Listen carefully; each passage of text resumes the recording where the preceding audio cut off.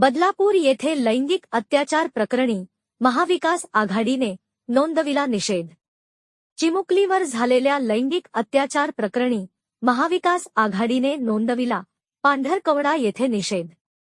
बदलापूर येथील शाळेत चिमुरड्या मुलीवर झालेल्या लैंगिक अत्याचार प्रकरणी महाविकास आघाडी पदाधिकारी व कार्यकर्ते यांच्या वतीने पांढरकवडा येथील डॉक्टर बाबासाहेब आंबेडकर यांच्या पुतळ्याला मला अर्पण करून तहसील गेटजवळ येथे शांततेच्या मार्गाने काळी फीत दंडाला व तोंडाला बांधून शासनाचा निषेध नोंदविण्यात आला। शासन स्तरावर कठोर कारवाई करावी यासाठी व अशा होणाऱ्या घटनांना पायबंद घालण्यात यावा यासाठी महाविकास आघाडीचे सर्व पदाधिकारी यांनी तहसीलदार राजेंद्र इंगळे यांना निवेदन दिले।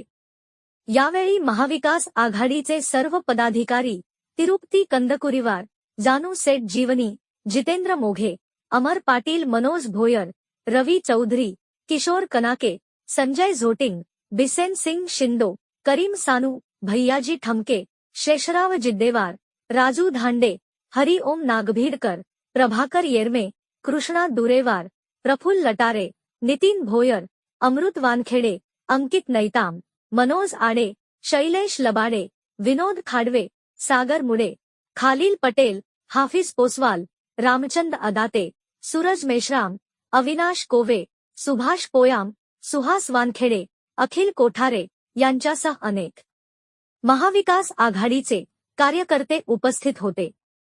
करंजी प्रतिनिधी, न्यूज 24, आपकी आवाज।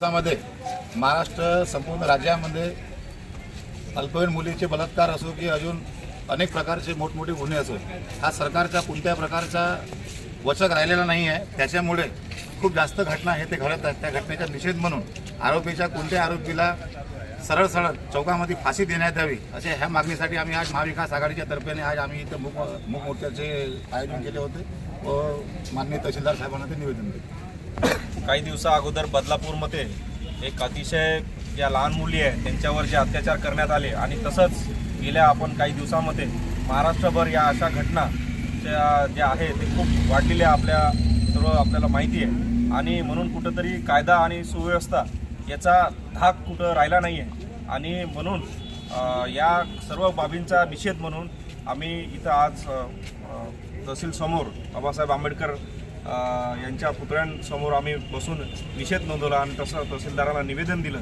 की कायदा आणि सुव्यवस्था सुधारली पाहिजेत आणि या सर्व गोष्टींकडे दुर्लक्ष होत आहे।